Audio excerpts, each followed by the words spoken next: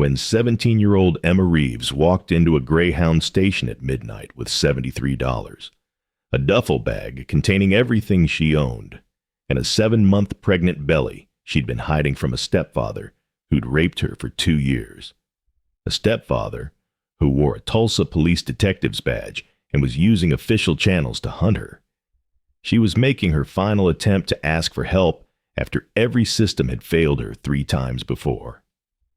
That whispered, "Are you going to hurt me?" to a gray-bearded Hells Angels president named Priest, who'd answered his daughter's call about a girl who needs help, would trigger the largest Hells Angels mobilization in Oklahoma history. 2 unwinding bikers, converging to protect a pregnant teenager the system had abandoned, investigate the corrupt cop who'd killed her mother for insurance money, and prove that sometimes the only justice left comes from people wearing outlaw patches. The Greyhound station in Tulsa, Oklahoma, smelled like diesel exhaust, stale coffee, and desperation. It was 11:47 p.m. on a Friday in late September when Marcus Priest Dalton walked through the glass doors, his black leather Hells Angels vest catching the fluorescent light. He wasn't there for a bus. He was there because his daughter had called him from 3 states away, voice tight with concern about a girl who needs help, Dad, like really needs help. Marcus was 59 years old, president of the Hells Angels Oklahoma chapter for the past 12 years, former Army chaplain who'd spent 2 tours in Afghanistan counseling soldiers through hell. He stood 6'1", with silver hair pulled back in a neat ponytail, a trimmed beard that had gone completely white, and the kind of calm presence that made people tell him their secrets, whether they meant to or not. The Hells Angels patches on his vest, the winged death's head logo on his back, the president rocker across his chest should have made him look dangerous. Instead, with his reading glasses hanging from a chain around his neck and the small silver cross tattooed on his left hand, he looked like what he was, a man who dedicated his life to protecting people who'd run out of options. The girl sat in the far corner of the waiting area, pressed into the angle where 2 walls met, as if trying to make herself disappear into the architecture. She couldn't have been more than 17, maybe 16, with long dark hair hanging in tangled curtains around a face that was trying very hard to show nothing at all.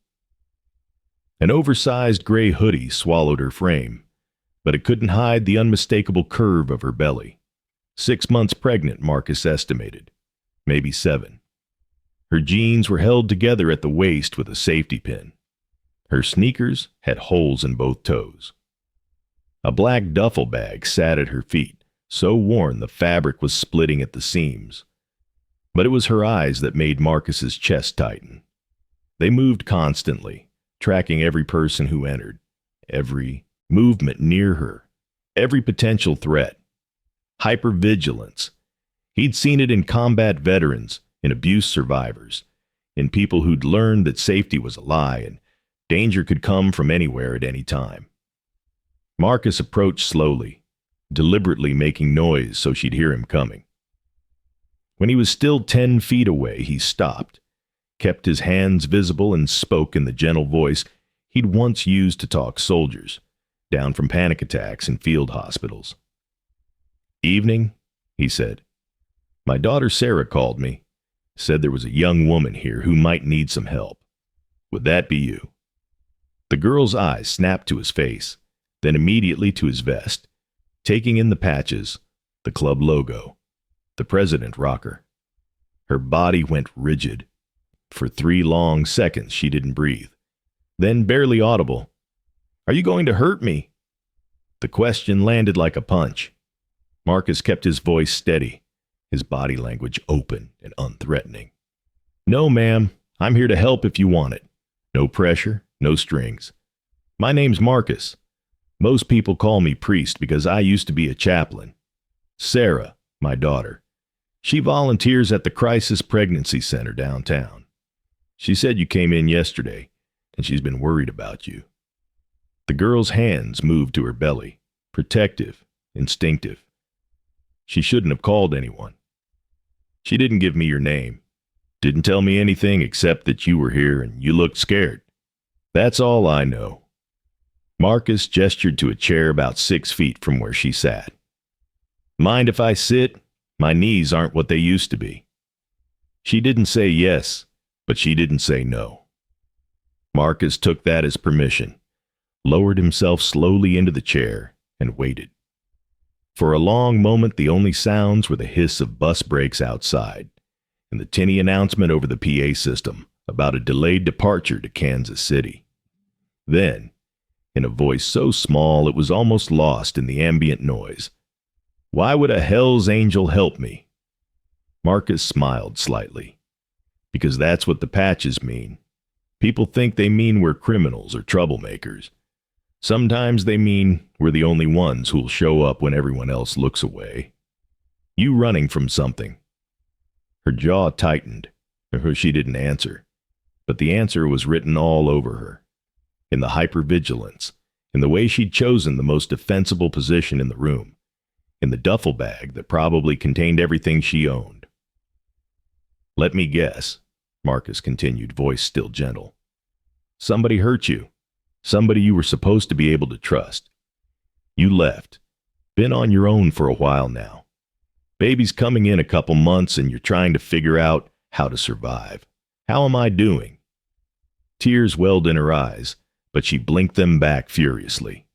"You don't know anything about me." "You're right, I don't. But I know scared when I see it. And I know pregnant and alone when I see it. And I know that running out of money and options when I see it." He paused. "I also know what it looks like when someone's about to get on a bus to somewhere they don't really want to go because they're out of other choices." The girl's hands were shaking now. She pressed them harder against her belly. Marcus leaned forward slightly, elbows on his knees, making himself smaller, less imposing. "What's your name? Why do you need to know my name? Because if I'm going to help you, I'd like to know what to call you. But if you're not ready to tell me, that's okay too. We can work around it." She studied his face for a long time, looking for the trap, the angle, the danger. Marcus had been studied like this before, by soldiers deciding whether to trust him with their trauma, by abuse victims deciding whether to reveal what had been done to them. He held her gaze steadily, let her see what was there. No threat, no judgment, just a man who meant what he said. Finally, barely a whisper, "Emma, Emma Reeves. Emma." Marcus nodded once. "Thank you for trusting me with that. Now, Emma, I'm going to ask you a hard question, and you don't have to answer if you don't want to. But the answer will help me figure out how to help you. Are you running from someone specific? Someone who might be looking for you?" Emma's breathing quickened. Her eyes darted to the entrance, then back to Marcus. "My stepdad," she whispered. "David Chen. He's a cop." And there it was. The piece that made everything make terrible sense. Hit subscribe if you believe in real heroes. Comment where you're watching from, and share this with someone who needs to remember that protectors still exist. Now let me tell you about the night Emma Reeves stopped running, and 220 Hell's Angels made sure she'd never have to run again. Marcus kept his expression neutral, but his mind was already working through implications. A cop, which meant connections, resources, authority, which meant Emma had probably tried to get help through official channels and been shut down because her abuser wore a badge. "Tell me what happened, Emma. Take your time. Start wherever feels right." Emma's voice came out broken, halting, like words that had been locked up too long and were rusty from disuse. "My mom died when I was 14. Cancer. David was her boyfriend. They'd been together 2 years. He was nice when she was alive, patient, helpful. After she died, I had no one else, so social services let me stay with him. He had legal guardianship. She paused, swallowed hard. It started small. Comments about my body, how I was filling out, how I was becoming a woman. Then he started coming into my room at night. Just to talk, he said, just to make sure I was okay. Then he'd sit on my bed. Then he'd touch my hair. Then, her voice cracked. By the time I was 15, he was raping me regularly. He said if I told anyone, he'd make sure I ended up in foster care or juvenile detention. Said his cop friends would believe him over me. Said I'd be labeled a troubled teen, a liar, a girl with behavioral problems. Marcus's hands had curled into fists, but he kept his voice gentle. Did you try to tell anyone? I tried 3 times. First, I told my school counselor. She called David. He came to the school in his uniform. Told her I'd been having problems since my mom died. That I was acting out, making up stories for attention. The counselor believed him. Second time, I tried calling the child abuse hotline. The caseworker who came to investigate. He was David's friend. They went to the police academy together. Case closed before it even opened. Third time, I went directly to the police station. Tried to file a report. The desk sergeant laughed in my face. Said I should be grateful David took me in after my mom died. Jesus, Marcus breathed. Then I got pregnant. Emma's hand moved protectively over her belly. I didn't tell him. I tried to hide it as long as I could. Wore baggy clothes, bound my stomach.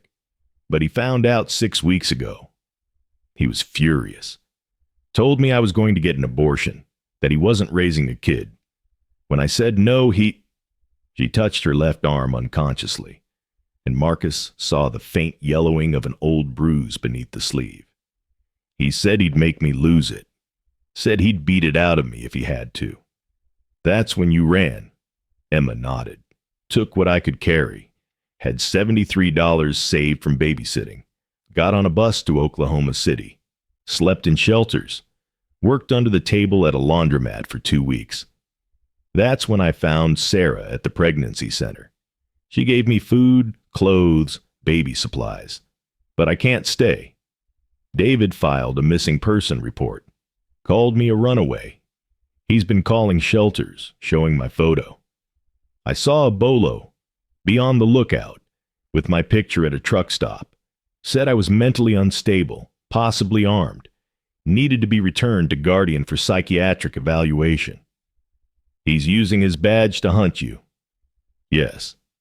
Emma's voice dropped to barely audible. That's why I can't go to police. That's why I can't go to shelters. That's why I have to keep moving. Tonight I was going to get on the bus to Albuquerque. Thought maybe I could disappear in a bigger city. But then Sarah's text came through saying someone might be able to help. And I thought. She looked at Marcus with eyes that held more exhaustion than any 17-year-old should carry. I thought maybe one more try. One more chance before I disappear completely. Marcus was quiet for a moment, processing. Then he pulled out his phone. Emma, I need to make some calls. Would that be okay? Who are you calling? My brothers, all of them. Emma's eyes widened. Why? Marcus met her gaze steadily. Because you saved yourself. You fought like hell to protect your baby. You survived 6 months of hell because you refused to give up. That kind of courage deserves respect. Deserves protection. Deserves a brotherhood standing between you and the man who hurt you. I don't understand. You will. First, though, I need to know something. When's your baby due? November 14th. 7 weeks. Do you have prenatal care? Doctor visits? Emma shook her head, tears finally spilling over. I can't afford it. I can't use insurance because David would be notified. I've been trying to stay healthy, taking vitamins when I can afford them. But I'm scared. I don't know if the baby's okay. I don't know what I'm doing. Marcus stood slowly, pulled a card from his wallet. This is my daughter Sarah's number. You already have it. but now you have it written down. This is my number. You can call either of us anytime, day or night. Right now, I'm going to call my brothers. Then we're going to get you somewhere safe, somewhere warm, somewhere with a real bed and real food. And tomorrow morning, we're going to make sure you and your baby get proper medical care. After that, we're going to deal with David Chen. You can't fight a cop. Watch me. Marcus's voice was steel, wrapped in velvet. You're under Hell's Angels' protection now. That's not charity, Emma. That's blood debt. You're carrying a child, which makes you sacred. You're being hunted by someone who abused their authority. That makes this personal. And you showed more courage in 6 months than most people show in a lifetime. That makes you family. Emma stared at him, unable to process what she was hearing. In 6 months of running, of fear, of sleeping in shelters, and eating from food banks and wondering if her baby would survive, not a single person had said anything like what this biker in leather and patches had just said. Marcus pulled out his phone and dialed. It rang twice. Reaper, it's Priest. I need you to send out the call. Full mobilization. Every chapter in Oklahoma. Every brother who can ride. A gravelly voice on the other end. What's the situation? We've got a pregnant 17-year-old who's been running from her stepfather for 6 months. He's a cop in Tulsa PD. He's raped her, beaten her, and is using his badge to hunt her down. She's 7 weeks from delivery and has had 0 prenatal care because she can't access the system without him finding her. Silence on the other end. Then, you're sure about this? I'm looking at her right now. She's got the 1,000-yard stare of a combat veteran and bruises that are still healing. She's 7 months pregnant, weighs maybe 90 pounds outside the baby, and she's wearing shoes with holes in them. This is a blood debt situation, Reaper. We're all in. How many do you need? Everyone. I want every brother within 100 miles at the clubhouse by dawn. And I want Wire to start pulling everything he can on David Chen. Employment records, complaints, incidents, everything. If this bastard's been abusing his badge, he's probably done it before. Consider it done. We'll see you at the clubhouse in 20. Marcus ended the call and looked at Emma. You ready to stop running?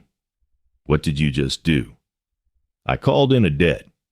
By morning, you're going to have about 200 bikers, making sure you and your baby are safe. But first, we need to get you out of this bus station. My truck's outside. I'm going to take you to our clubhouse. It's safe, it's warm, and there are women there who can help you. My old lady, my wife, Sandra. She's a former labor and delivery nurse. She can check on you and the baby tonight. Tomorrow we'll get you proper medical care. You okay with that? Emma looked at the duffel bag at her feet, at the bus schedule board showing departures to places she didn't want to go, at this gray-bearded biker who'd shown her more protection in 20 minutes than the entire system had shown her in 6 months. Why? She whispered. Why are you doing this? Because 15 years ago, I lost my daughter Jessica to domestic violence. Her boyfriend killed her, and I wasn't there to stop it. I was deployed in Afghanistan, counseling other people's kids through their trauma, while my own daughter was being beaten to death by a man she trusted. Marcus's voice was steady, but Emma could see the old pain in his eyes. I can't bring Jessica back, but I can make damn sure no other girl suffers when I have the power to stop it. You're not alone anymore, Emma. You haven't been alone since you walked into my daughter Sarah's center. You just didn't know it yet. Emma grabbed her duffel bag with shaking hands. Okay, she whispered. Okay. The Hells Angels Oklahoma clubhouse sat on 10 acres outside Tulsa, a low, sprawling building that had once been a warehouse. As Marcus's truck pulled up to the gate at 12:47 a.m., Emma could see motorcycles already parked in neat rows, and more arriving every few minutes. The deep rumble of Harley engines filled the night air. "How many people are here?" Emma asked, voice small. "Right now, maybe 30. By dawn, 200. Maybe 220. Why so many?" "Because that's what brotherhood means." Inside, the clubhouse was surprisingly clean and organized. A large common room with pool tables and a bar, but also a kitchen that smelled like fresh coffee, hallways leading to private rooms, and a back area that looked like it had been set up as an impromptu medical station. A woman in her late 50s emerged from the medical area, Sandra Dalton, with kind eyes and gray hair pulled back in a practical ponytail. She wore jeans and a Hells Angels Property of Priest t-shirt, and her expression softened immediately when she saw Emma. "Oh, honey," Sandra said gently, "you look exhausted. Come on back here. Let's get you checked out, get some food in you, and find you a bed." Emma hesitated, then followed. In the medical area, Sandra worked with practiced efficiency, checking blood pressure, listening to the baby's heartbeat with a portable fetal Doppler, asking gentle questions about Emma's health and the pregnancy. "Baby's heartbeat is strong," Sandra said, smiling. 145 beats per minute. Perfect. When's the last time you ate a real meal?" "Yesterday morning. Sandwich from a gas station." Sandra's expression tightened, but her voice stayed gentle. "Okay, we're going to fix that. You're dehydrated and underweight, but nothing we can't address. First trimester was probably rough with no prenatal care, but baby seems to be doing fine. We'll get you to a proper OB tomorrow. For tonight, you need food, fluids, and rest." Over the next hour, Emma ate soup and sandwiches that Sandra prepared, drank water and juice, and slowly began to believe that maybe, possibly, this was real. That these people in leather and patches weren't going to hurt her. That she might actually be safe. By 3 a.m., Emma was asleep in a small but clean private room, locked from the inside, with Sandra's number programmed into a prepaid phone Marcus had given her. "Call if you need anything. Someone's always awake here," he'd told her. In the main clubhouse, Marcus stood before 40 brothers, who'd arrived within 2 hours of his call. More were still coming. The room was quiet, focused, every patched member giving him their complete attention. "Brothers," Marcus began, "we've got a situation. A 17-year-old pregnant girl, 7 months along, has been running for 6 months from her stepfather, who's been raping her since she was 15. He's a cop. Tulsa PD. He's been using his badge to hunt her, filed false reports, got BOLO bulletins circulated. She's tried 3 times to get help through official channels. Every time, his connection shut her down." A rumble of anger moved through the assembled bikers. "She's 7 weeks from giving birth. She's had 0 prenatal care because she can't access the system without him finding her. She's exhausted, underweight, scared, and she's got nowhere else to go." Priest paused. "She's under our protection now. Full blood debt. We're going to make sure she's safe. Her baby's safe.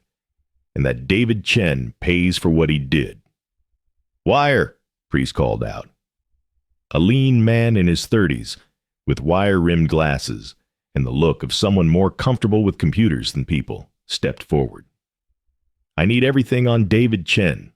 Work history, complaint records, arrest records, financial records, social media, everything. If he's dirty enough to rape his stepdaughter, he's dirty enough to have other skeletons. Find them." "On it," Wire said. "Doc," Priest continued. A woman in her 40s with the calm competence of medical training stood. "You're coordinating Emma's prenatal care. I want a full OB workup tomorrow. Blood work, ultrasound, nutritional assessment, everything she should have had for the past 6 months. And I want it done somewhere David Chen can't track. I've got contacts at St. Francis, off-the-record clinic services. I'll make the calls first thing. Doc replied. Bones! An older man, former police detective, gray beard and sharp eyes. You're investigating the system failures. I want to know who Emma talked to, who shut her down, which cops are dirty, which caseworkers failed her. Build me a pattern. Understood. Everyone else, we're on rotation. Emma doesn't go anywhere without protection. When she goes to doctor appointments, we escort. When she eventually has that baby, we make sure the hospital is locked down. David Chen doesn't get within 100 yards of her. Clear? Clear, came the unanimous response. Tell us in the comments where you're watching from today, because this story will remind you that child protection matters everywhere in the world, that corrupt officials exist in every town and city, and that sometimes the only people willing to stand up to authority are the ones society thinks are dangerous. Your attention to vulnerable people in your own community could mean the difference between a teenager disappearing into the system or finding the protection she desperately needs. Over the next 3 days, the Hells Angels investigation unfolded with military precision. Wire pulled David Chen's records and found a pattern. 42 years old, 18 years with Tulsa PD, currently a detective in the Major Crimes Unit. 3 excessive force complaints in his file, all dismissed. 2 internal affairs investigations, both closed with no findings.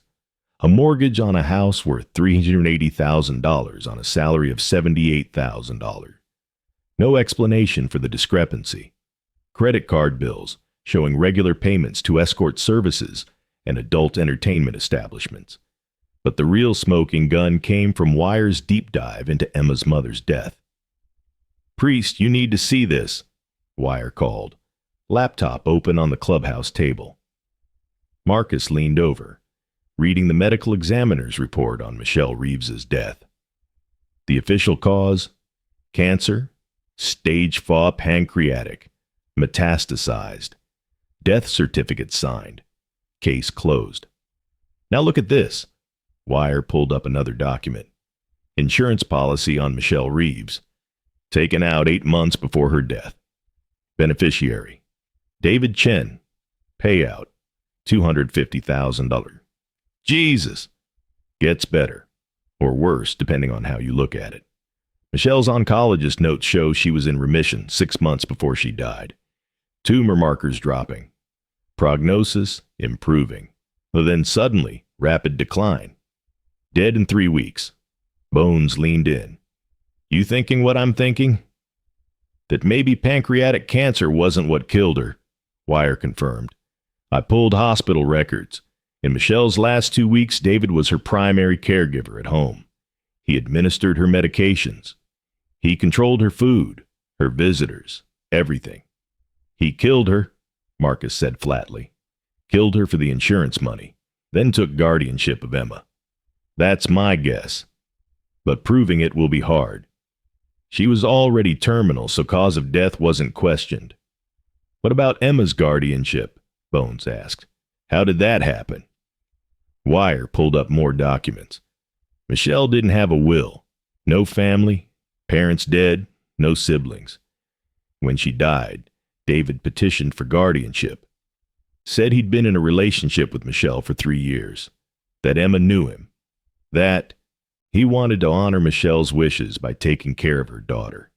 Family court approved it in 48 hours. Expedited because David was law enforcement and passed background checks. Nobody looked twice because he had a badge, Priest said.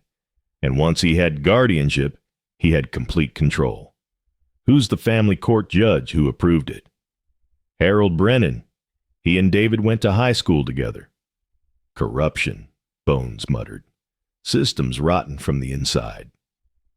Meanwhile, Doc had coordinated Emma's medical care. At St. Francis Hospital's off-the-record clinic, Emma received her first real prenatal examination in 6 months. The OB, Dr. Patricia Martinez, worked carefully, gently, explaining everything she was doing. Baby's measuring right on schedule, Dr. Martinez said, pointing at the ultrasound screen. Good heartbeat. Good movement. Placenta looks healthy. You're at 31 weeks, so you've got about 9 weeks to go. Have you thought about where you want to deliver? Emma looked at Doc, who sat beside her. I don't know. I didn't think I'd make it this far. You'll make it, Doc said firmly, and you'll have the safest delivery any girl in Oklahoma's ever had, because you'll have 200 bikers making sure nothing goes wrong.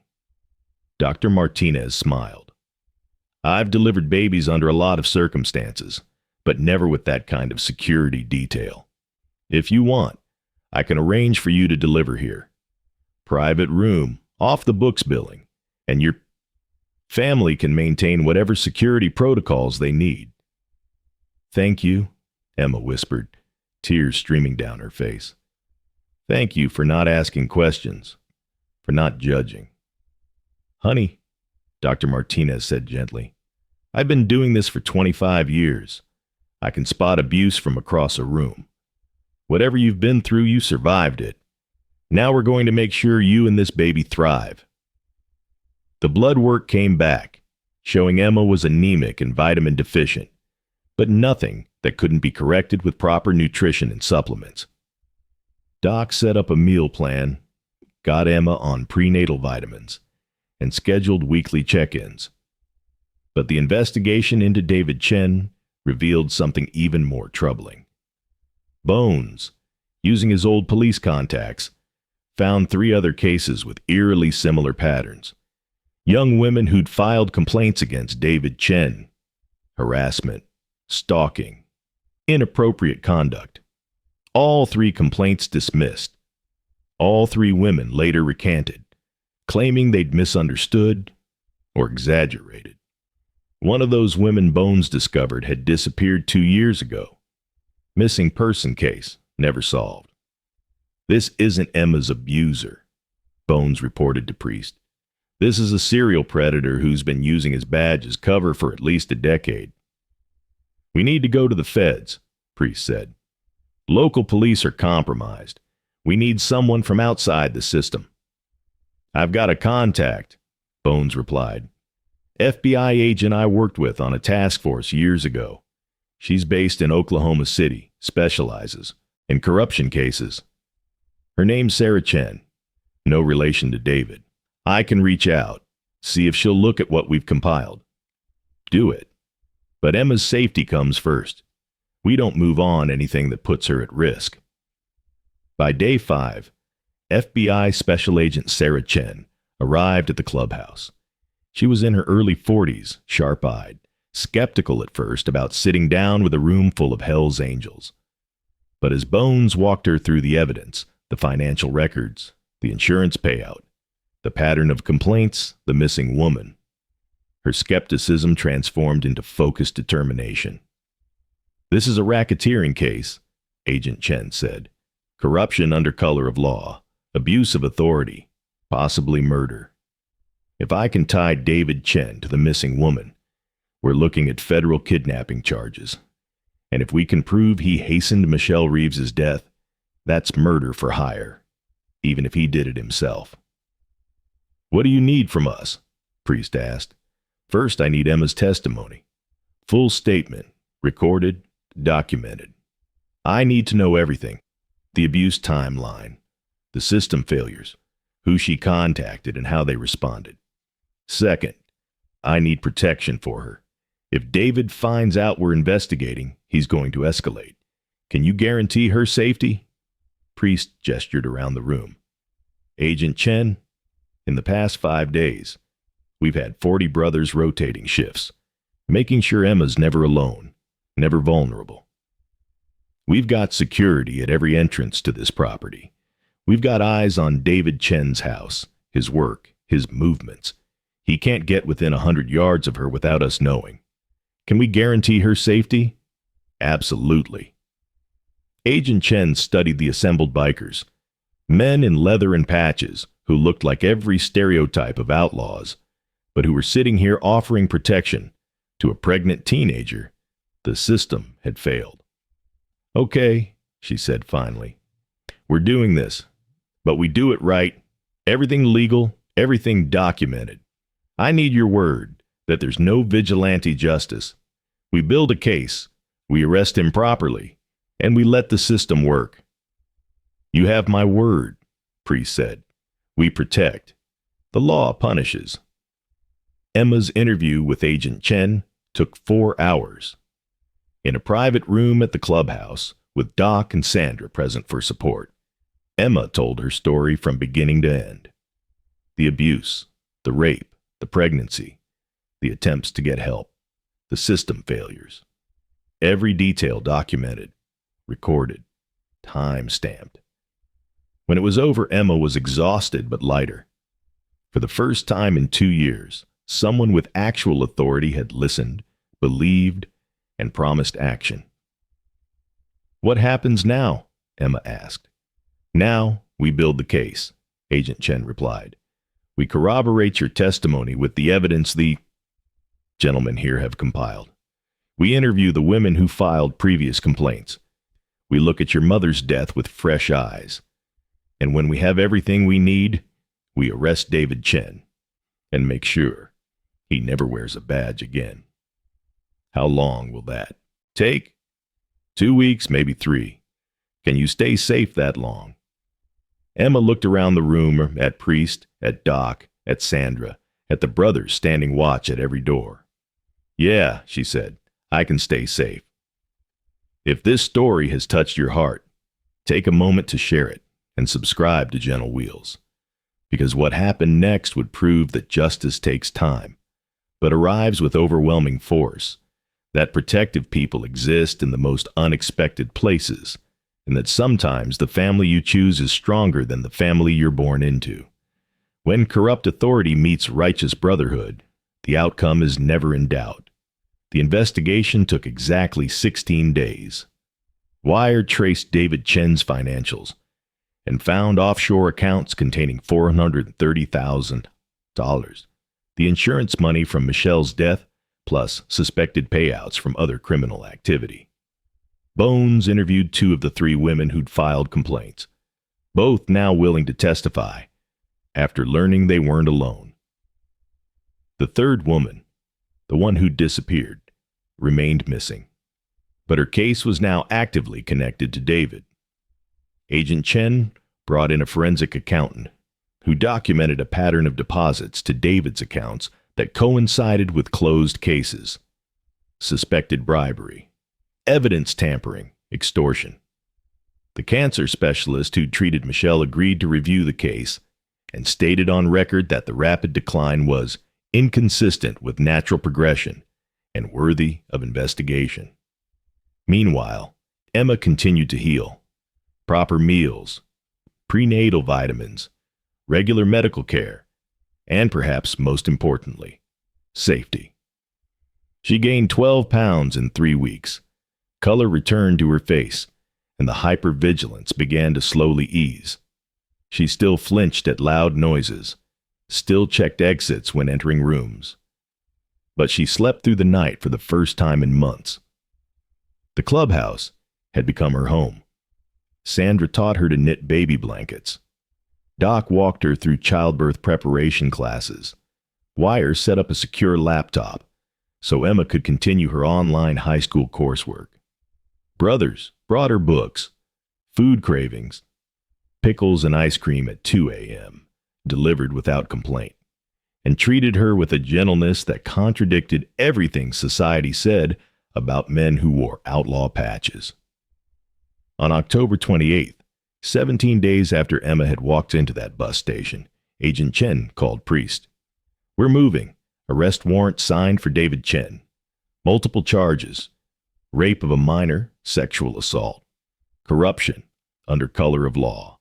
Fraud. Suspected homicide in Michelle Reeves's death. I've got 20 agents ready to execute. We're hitting his house at 6 a.m. tomorrow. You want us there? No. But I want you ready in case he runs. Can you have eyes on his house? We've had eyes on his house for 2 weeks. If he tries to run, we'll know. At 6:07 a.m. on October 29th, FBI agents surrounded David Chen's house. He was arrested without incident, handcuffed in his kitchen while eating breakfast, his service weapon secured, his badge confiscated.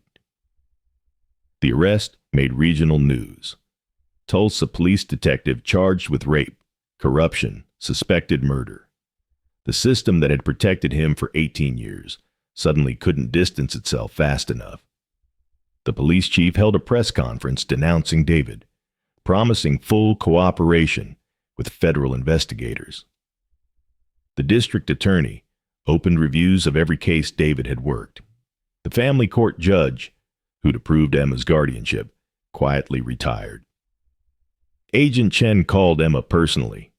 He's in federal custody. No bail. Flight risk and danger to witnesses. Trial's set for February. You're safe, Emma. He can't touch you. Emma, 7 months pregnant and surrounded by Hell's Angels who'd become family, cried for an hour. Not sad tears. Relief tears. Freedom tears. It's over, she kept whispering. It's really over. Not quite, Priest said gently. You've still got a baby to have. That's the next chapter, the good chapter. Emma went into labor on November 16th at 3:47 a.m., 2 days past her due date. The contractions started mild and built steadily. By 5 a.m., Sandra had called Dr. Martinez, and by 6:30 a.m., Emma was in the private delivery room at St. Francis Hospital that Doc had arranged. Outside the maternity ward, 18 Hell's Angels stood watch. Inside, Sandra held Emma's hand, coached her breathing, whispered encouragement. Dr. Martinez worked with calm efficiency. You're doing great, Emma. You're so strong. Just a little longer. At 2:47 p.m., after 11 hours of labor, Emma gave birth to a baby girl. 6 pounds, 9 ounces, healthy lungs, perfect 10 fingers and 10 toes. Emma held her daughter for the first time, this tiny, perfect being she'd fought so hard to protect, and sobbed. She's beautiful, Sandra whispered. What's her name? Emma looked at her daughter's face, then at Sandra, then at Doc standing in the doorway, then at Priest visible through the window keeping watch. Hope, Emma said. Her name is Hope. The first 2 weeks were exhausting. Sleepless nights, constant feedings, learning to be a mother while still being a child herself. But Emma wasn't alone. Sandra taught her to nurse, to swaddle, to soothe. Doc checked on Hope daily. Brothers brought diapers, formula for backup, baby clothes that their own children had outgrown. The clubhouse transformed. A nursery appeared, painted soft yellow, filled with a crib, changing table, rocking chair, all donated or built by brothers who had carpentry skills. A schedule emerged. Day shift brothers who kept watch. Night shift brothers who helped with 2 a.m. diaper changes so Emma could sleep. Hope became the clubhouse princess, passed carefully between massive tattooed arms, sung to with voices that had seen too much violence but found tenderness for this small life. Wire set up Emma's GED testing. She passed in December. Doc helped Emma apply for community college for the following fall, with childcare arranged. Bones worked with Agent Chen to ensure Emma received victim compensation funds and access to the $250,000 insurance payout that should have been hers after her mother's death. David Chen's trial began in February. Emma testified via video link, safe, protected, with Priest and Sandra beside her. She told her story clearly, completely, without shame. The jury deliberated for 90 minutes, guilty on all counts. Sentencing: 25 years federal prison for the rape charges, additional 10 years for corruption, consecutive sentences totaling 35 years. David Chen, age 42, would be 77 before parole consideration. Additionally, Michelle Reeves's death was officially reclassified as suspicious. Exhumation and toxicology testing revealed elevated levels of morphine inconsistent with prescribed doses. David Chen was charged with second-degree murder, another 15 years consecutive. He'd die in prison. The Tulsa PD underwent massive internal investigation. 4 officers were fired for failing to investigate Emma's complaints. The caseworker who'd dismissed Emma's report lost her license. The judge, who'd fast-tracked David's guardianship, was censured. And Agent Chen, in her closing report, included a paragraph that would later be quoted in training materials at the FBI Academy. This case was solved not by federal law enforcement, but by a motorcycle club that society considers criminal. When every official system failed Emma Reeves, the Hells Angels Oklahoma chapter provided protection, investigation, and justice. They exemplified what community protection should look like. Every badge-wearing officer should study this case and ask themselves, why was a teenager safer with outlaws than with us? 6 months after Hope's birth, on a warm Saturday in May, the Hells Angels Oklahoma chapter held a ceremony. Emma stood in the clubhouse, Hope in her arms, surrounded by 220 brothers who'd mobilized to save her. She was 18 now, legally an adult, enrolled in community college studying social work. Hope was healthy, happy, reaching milestones exactly as she should. Priest stepped forward holding something small and leather. Emma, when you walked into that bus station 7 months ago, you were alone, scared, and out of options. You'd been failed by every person who was supposed to protect you, but you survived. You protected your daughter. You found the courage to try one more time for help. That courage made you family. He held up a small leather vest, infant-sized, with a custom patch on the back, a small angel with the words, "Protected by Hell's Angels," embroidered beneath. This is for Hope. It's not a full patch. She's not a member, but it's a promise that every brother in this club and every brother in every chapter across the country will protect her, that she'll grow up knowing she's safe, that her mother's courage saved both of them. Emma took the tiny vest, tears streaming down her face, dressed Hope in it. The baby girl, now 6 months old, grinned toothlessly, grabbing at the leather with small hands. Then Priest presented Emma with something else, a larger vest, youth-size black leather, with a special patch on the back showing a phoenix rising from flames, with the words Hell's Angels Family curved above it. "This one's yours," Priest said. "You're not a rider. You're not a member. But you're family. Forever. That patch means you're protected. It means we stand with you. It means you're not alone. Ever." Emma put on the vest, and for the first time in years, since before her mother died, since before David Chen, she felt like she belonged somewhere, like she was home. The brothers erupted in applause, not polite clapping, but thunder. The sound of 220 people saying without words, "We see you. We claim you. You're ours." 2 years later, Emma graduated from community college with honors.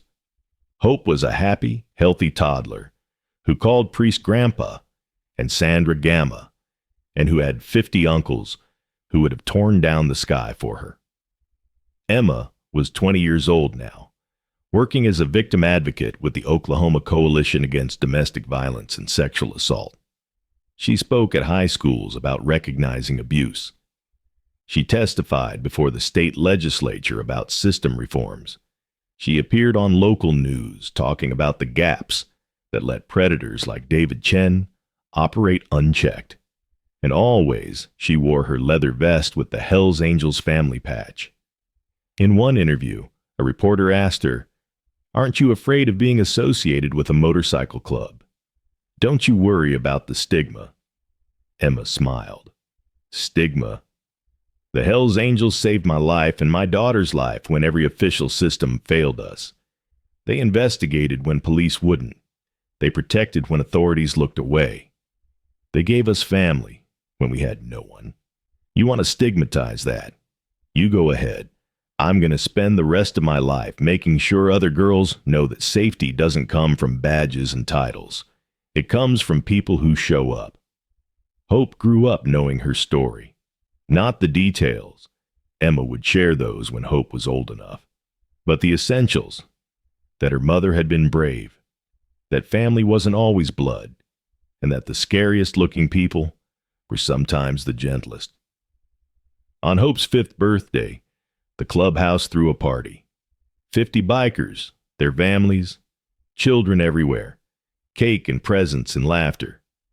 Hope wore her tiny vest with the angel patch, now worn and loved from years of wear. Priest watched Emma sitting with her daughter, surrounded by brotherhood, and thought about Jessica, his daughter who hadn't survived. The pain never fully went away. But this, Emma and Hope thriving, families protected, predators imprisoned. This was how he honored Jessica's memory. You did good, Priest, Bones said, appearing beside him. We did good, Priest corrected. All of us. 220 brothers for one pregnant teenager. Some people would say that's overkill. Priest smiled slightly. Those people have never been a pregnant teenager with nowhere to go. To them, 200 seems like too many. To Emma, it was exactly enough. Marcus Priest Dalton was 61 now, silver hair gone completely white, reading glasses a permanent fixture, knees that complained in cold weather. But he still wore his Hells Angels president patch with pride. Still took calls at midnight from his daughter Sarah about someone who needs help, because that's what the patches meant. Not criminal, not dangerous, not outlaw. Protector, family, brotherhood.